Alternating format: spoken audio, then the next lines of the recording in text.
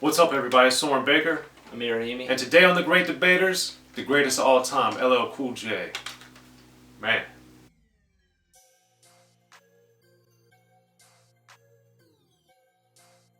Alright, Amir, so today on The Great Debaters, before we get to that, we got to make sure you guys like, subscribe, share, promote this content, both Unique Access Entertainment, Rapping and Snacking. As you guys know, it's free. Just hit the subscribe button right there. Yep. And, of course, we're going to hit you back in the comments. But Amir, today we're talking about the greatest rapper of all time, the best rapper of all time, etc., all that. LL Cool J, Mama Said Knock You Out. This is his fourth album, came out in 1990. So to have 4 albums in 1990 by itself is an amazing accomplishment. And then to come with the masterpiece that is Mama Said Knock You Out is astonishing. So Amir, your first thoughts on this masterpiece? Wow. Well, I got put onto this one by the title track, Mama Said Knock You Out. I'm sure a lot of people were who were around my age or younger or even a little older. But when I heard that, I was like, yeah, I gotta get that album. But I had actually heard LL's discography in chronology. So this one I did hear fourth. And this album, I mean, we've said this in a few of our Great Debater reviews and videos where we've said like, oh, well, this album's really tough to pick 3, and this album's like pretty much excellent top to bottom. This is another one that falls into that category, and it's another one that we were talking about before the video. How are we going to do this video? Because it's so excellent. And really, you can just go like from track 1 to 3 and just have your pick already. Like, you don't even have to listen to 4 to 14. You'd be like, yeah, it's probably done. Well, to your point, Amir, literally I could probably have 8 songs that could be my favorite song from this album or the best song. And I don't know. It's just this album is so stacked, just as I feel about Bigger and Deffer. And other than a couple, 2 or 3 on Walking with the Panther, I feel essentially the same way. So those 3 albums, it's very, very difficult for me to pick the top 3, but we're going to do the best we can. So Amir, what's one of your 3? So track 1, first pick, Boomin' System. I heard this. To hear this song first, it's not a song, I'm not going to say I'm surprised that LL did a song like this, because I'm not. But I am surprised, I guess, it's track 1. First off, let me shout out Marley Marl, because his production on this is so good, and LL Cool J as well, who produced as well. So Boomin' System is just incredible. Like, the beat is great, how he's talking about cars, how he's cooling in front in the car, how he's got a trunk full of amps, no room for a spare. He's got armor on the tires. Like, this is just a master who, he's not putting the song out there to sound cool, you know, to have one line. Like the Boomin' System, he doesn't have one line about his car or his system. The whole song is packed with imagery and lyrics about that. He's not skimping out and giving you just one verse and then the other 2 verses or whatever are just random. He is committed to that concept, and that's why LL Cool J is one of the greats, or as Soren would say, the best, because he's committed to the craft. So also another interesting thing about this song too, which I don't know how many other rappers did this or producers, but it's interesting because on this song in the chorus where he says, cars ride by with the Boomin' System, that lyric is sampling a song later in the album. Because when I first heard this, I was like, because I had heard all of LL's albums up to this point, I was like, I don't remember that lyric. Because he's sampling what track is it? Track 6, Cheesy Rap Blues, which comes 5 songs after this. So it's like he's sampling another LL song. That we haven't even heard yet. We haven't even heard yet. So I'm like, that's hilarious. But it fits perfect. This song is just incredible, and the beat is just crazy.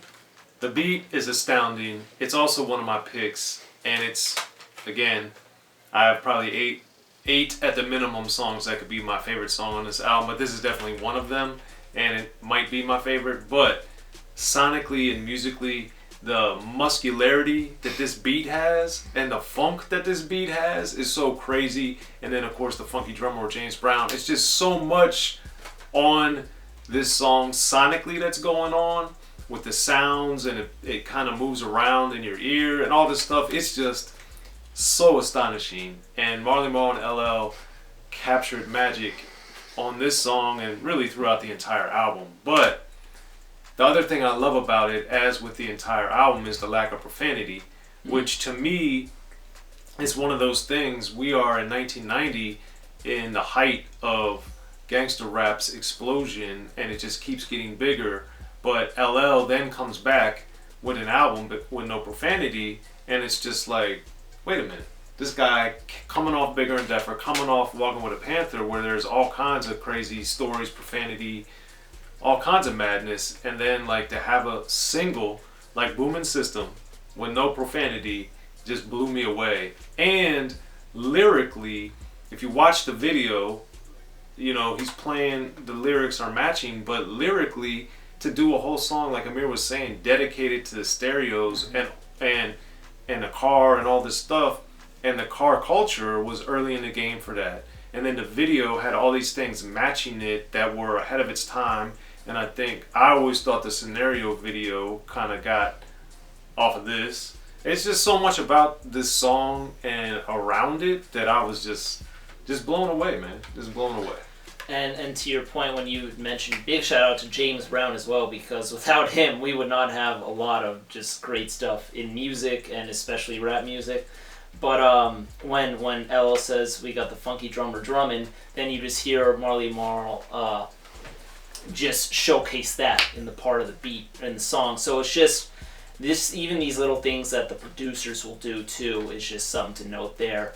Moving on to my second track, also track 2 would be Around the Way Girl, and this is just honestly one of those like song that it just puts me like in a better mood. Just the sonics of the song, just the way that once the first second comes up, I'm like, yeah, this is going up. It's just so good, man, and the chorus is incredible. I'm honestly not sure who does the chorus, if it's a sample or if someone came in and sang that. I have no idea, although I know the Mary Jane Girls comes at the end of it. But just like what he's saying about an around the way girl, how they're kind of like the neighborhood girl, she's around the way. And then he's always describing the females, what they're wearing, like their profile, which I always like because it kind of shows you like in 1990 where LL's living, Farmers Boulevard, like who he sees and what they're wearing, all that, which is very different from other cities. And also different from New York in 2020. So that's always cool to kind of get that background. But then also like a song that you think it's a little more like in his love catalog. He's still basically being a player, because the last line of the song where he says, Lisa, Angela, Pamela, Renee, I love you, you're from around the way. It's like he's still talking to 4 different girls just in that song. And it's like when you thought LL was being, faithful or just one girl who's in the neighborhood, it's just 4 of them. So I'm just like, he's just so clever, witty, hilarious, but he's not really trying. It's just LL. So Around the Way Girl, from the sonics to the execution to also the little bit of humor, it's got it all. Absolutely. It's a phenomenal song, but it's not one of my picks, but it's one of those top 8 where I would say that could be my favorite song or the best song. But I'm going to go with Jinglin' Baby Remix because, one, the beat on there, I like the original that's on Walking with a Panther a lot, which is much more sonically hard and rough, whereas this one is just smoother. And I think the video had a big impact on me because of the dance scenes and the girls and the interaction with his manager and all that stuff. But just the fun of that, the beat, it just really changed the song for me, and it made a real impact on me, and I just loved the sonics on it. And I liked the fact that the verses were so braggadocio, and then he's like, I want to see your earrings jingle, which gave me a few different things you could do or watch a girl do that would have the earrings jingle, which I also appreciated. But I also just always thought that beat in particular really transformed the song and gave it new life and a different life. and the remix. As much as I like the original, I think the original is great, and I still love listening to it when I do come across Walking with a Panther and I do listen to it. The remix to me is just so good, and then it became, it was also a very popular song as well. And this is an amazing thing, which we'll get to in a minute, depending on what Amir's pick is. But so I'll end it there with Jingling Baby, unless that's his pick. It's not my pick. I didn't think so. But, and honestly, this may shock a lot of people because I think most people prefer the remix, but I actually might even prefer the original over it. The original's amazing. It's tough, and I think honestly too, a lot of it has to do with just listening to it first. When I listened to Jingling Baby, the first one on Walking with a Panther, it was also before I saw the music video version, as you know, which is the one on this album? The music video is from this album. So I had heard Walking with a Panther before I even saw the Jingling Baby music video. So yeah, me too. If that had switched, maybe I would like the remix more. I don't know. It's sometimes that's how I am. If I listen to something first, I'll usually like it more. Sometimes you get used to it. Used to it. So, anyways, I kind of don't like in our videos when I have all my picks to be singles because I feel like it's kind of lazy. But there are quite a few singles on this one. But honestly, my third pick is the title track, Mama Said Knock You Out. From hearing it to the first thing I'd heard on this album, because I'd heard it outside of the album, to just the intro where he says, "Come on, man," and then just one of the best intros, and you guys should know by now if you watch our videos, we're huge on how people start off songs. Like, we acknowledge the greats like Ice Cube, how he knows how to start off songs. It doesn't get much better than this. Don't Call the Comeback, I've Been Here for Years. It's incredible. And then to know that his grandma was the inspiration for the song name, for the album name, for the concept. It's just wild to know that. And then, so he's literally like, grandmama literally said, knock you out. Like, literally. So, and like Soren was saying, in an album that is so tough, like, look at the cover. It's tough, but he's not even cussing. Yeah. So there's just so much just about that. And then you get to the actual song, and you listen to it, and it's phenomenal. And the beat, and shout out to Marley Marl, and shout out to the funky drummer. And Bobcat. And, okay, so Bobcat, too, what he's doing, because he also co-produced this song. So, and you can hear Bobcat's influence on this song as well. So, it's just really a magnificent song. I honestly think it's really a perfect single. It makes a statement, which is really what Ella was trying to do. It's really remarkable, and this has to go down as one of the best songs in hip-hop, in my opinion. Just for so many reasons, and those just being a few. Mama Said Knock You Out. And I really hope you choose this, but I feel like you're not gonna. But Mr. Goodbar, it's probably my fourth pick. It's so incredible. And then I have to shout out Illegal Search, Milky Sea. There's just too much. It's too much. It's too much. But since we're talking about singles, we got Boomin' System, we got Around the Way Girl, we got the Jingling Baby remix, we got Mama Said Knock You Out, and we got 6 Minutes of Pleasure, right? That's 5 singles, 5 videos, and they're all different subject matter, different sonics, different feels, different flows. That's unprecedented, and I don't think, I know, before and after, that's never been done in rap history. Most artists don't even have 5 songs that sound different, let alone 5 singles, let alone from the same album. 6 Minutes of Pleasure is by far, to me, number 5, but the point being is, look at that sonic, thematic, stylistic diversity on 5 songs from one album that all ended up being singles, all ended up having videos by one dude. That's one of the dozens of reasons I could give you why LL's the best, but that variance and that variety that one artist can do and do at the highest level, regardless of the style of song, to me, that's why LL's the best. And he did it on 5 songs on one album with 5 different videos with 5 different themes and 5 different subject matter, which is crazy. Unprecedented, never been done before him, hasn't been done since then, and LL is the absolute total master of the game. Now, my third pick is not Mama Said Knock You Out, even though I love the song and it's one of the best clearly on the album, it's phenomenal, etc., etc. To the Break of Dawn is my pick. Now, of course, some of these songs have been out before, or you can find them elsewhere or whatever, but this is the album that I knew it from and it came out on, and sometimes I associate the songs with the album that they're on, even if I found them elsewhere or heard them before or whatever. But To the Break of Dawn, it was just one of those things of LL was so good at dissing people, whether subliminally or in the case of To the Break of Dawn, just making it obvious who he was dissing. There are just so many disses and against so many artists that I love myself, but even I would just laugh when I would hear them because they're funny.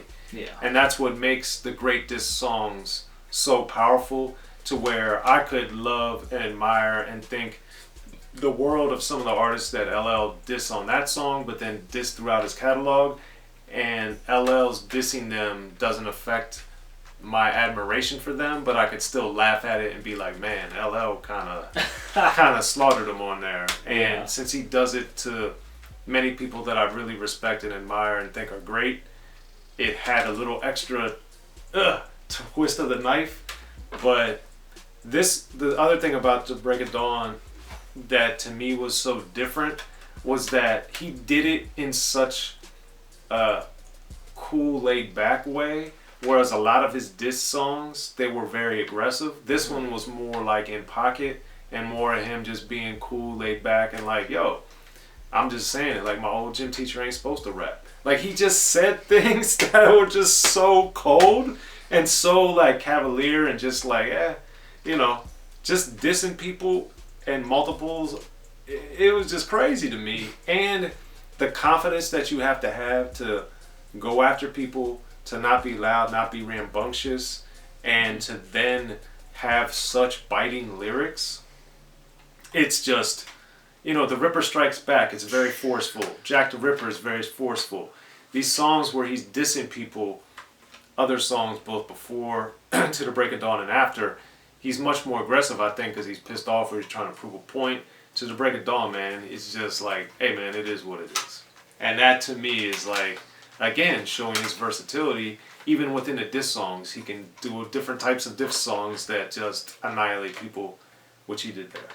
So, as you can tell, Amir and I love this, but please, please, please hit us up in the comment section. Let us know what your guys' top 3 picks on LL Cool J's Mama Said Knock You Out are. And, of course, be sure to subscribe to both Unique Access Entertainment and Rapping and Snacking. Like, subscribe, share, promote. Each one teach one. Help spread the word. I'm Soren Baker. Amir, Rahimi. The Great Debaters, y'all.